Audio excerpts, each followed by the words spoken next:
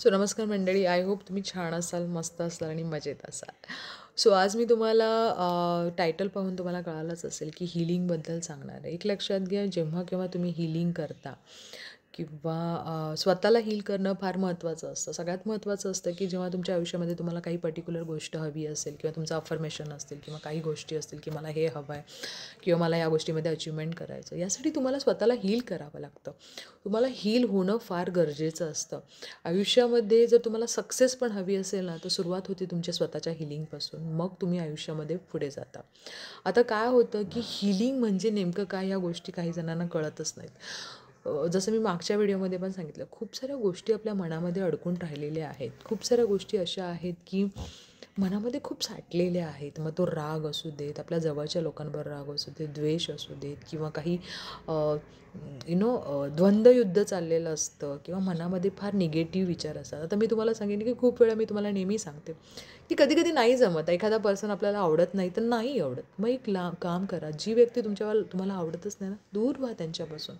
जेणेकरून ती negative energy तुमच्यापर्यंत येणारच नाही किंवा त्यांच्याशी कम्युनिकेशन बंद करून टाका. नाही बाबा, तुमच्याशी बोललं तर मला निगेटिव्ह एनर्जी येते आणि त्या निगेटिव्ह एनर्जीचा माझ्या हिलिंगवर खूप प्रॉब्लेम होतो, त्यामुळे दूर राहा. थोडक्यात म्हणजे आपण थोडंसं सराउंडिंग आपलं असं पॉझिटिव्ह करून ठेवलं तर आयुष्यामध्ये सगळ्या गोष्टी मिळतात. पण स्वतः हील करणे, स्वतःला हील करणे, जेव्हा तुम्ही स्वतः हील होता, जेव्हा तुम्ही स्वतः पॉझिटिव्ह होता, बरोबर खूप सारे लोक तुमच्याकडे अट्रॅक्ट होतातच. लाईक कसं एखादा डॉक्टर असतो बघा, की ना त्या डॉक्टरचं तोंड बघितलं तरी गेलं किंवा त्या डॉक्टरचे ट्रीटमेंटला जरी तुम्ही गेलात ना, तरी म्हणता अरे डॉक्टरने, मग त्या डॉक्टरने विटॅमिनच्या गोळ्या घालू देत, नुसतं एक इंजेक्शन देते, तरी तुम्ही पटकन बरे होता. हीलिंग पॉवर काहींच्यामध्ये खूप जास्त असते की तुम्ही त्यांच्या जवळपास जरी गेलात ना, तर तुमच्या आयुष्यामध्ये चांगल्या गोष्टी होतात. त्यामुळे तुम्ही खूप साऱ्या लाखो लोकांना अट्रॅक्ट करू शकता. कधी करू शकता? जेव्हा तुम्ही हील असता, जेव्हा तुम्ही पॉझिटिव्ह असता तेव्हा. इथे मला सांगायचं हेच आहे की जेव्हा आयुष्यामध्ये तुम्हाला जर काही हवं असेल, अफर्मेशन तुम्ही करता, मला हे हवं आहे, ते हवं आहे, पण ते कसं होणार?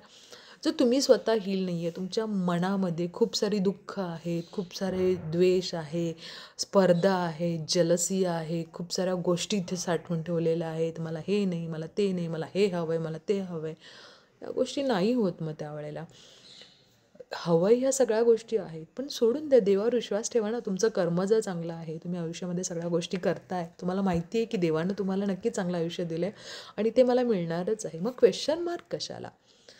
जे आहे त्यामध्ये समाधानी आहे आणि जे नाही आहे त्यासाठी मी कर्म करेन, कष्ट करेन आणि ज्या नाही आहे त्या गोष्टी मी आयुष्यात मिळवेन.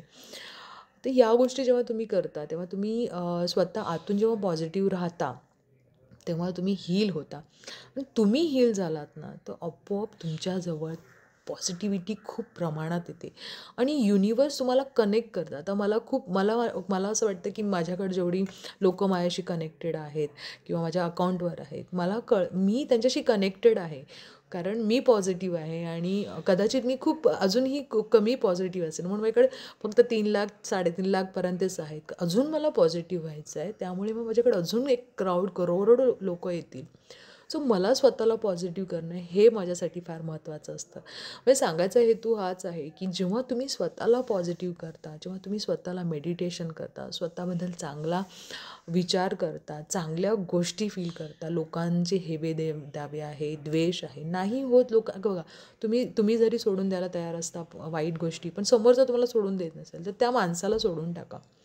तेव्हा तुम्ही पॉझिटिव्ह होता. स्वतःला चांगल्या गोष्टी म्हणजे बुक रीड करा, मेडिटेशन करा, देवाचं नामस्मरण करा. कुठल्याही देवाला मानता तुम्ही. अगदी माझे काही क्लायंट असे पण आहेत की वेगवेगळ्या धर्मातले आहेत. तुम्ही तुमच्या धर्मातला कुठलेही देव तुमचे आहेत त्यांना माना. मेन दया भावना तुमच्यामध्ये असली पाहिजे. एक लक्षात ठेवा, दिलं तरच येतं. हा मोठा नियम आपल्याला जेव्हा कळतो तेव्हा आपण ना फार गोष्टी अशा आहेत की आपण देणं पण महत्त्वाचं असतं. आपल्यात एक निस्वार्थ भावना असणे फार गरजेची असते. जेव्हा आपण निस्वार्थ होतो, पॉझिटिव्ह विचार करतो, वाईट लोकांपाशी दूर राहतो, स्वतःच्या आयुष्यामध्ये पॉझिटिव्ह विचार करणे राहणे, तर नक्की आयुष्यामध्ये सगळ्या गोष्टी अचीव करू शकतो. बघा, तुम्हाला जर जमत असेल तर, आणि ह्यासाठी आपण काय करायचं ह्याच्याबद्दल मी नक्की दुसरा व्हिडिओ बनवेन. Best of luck.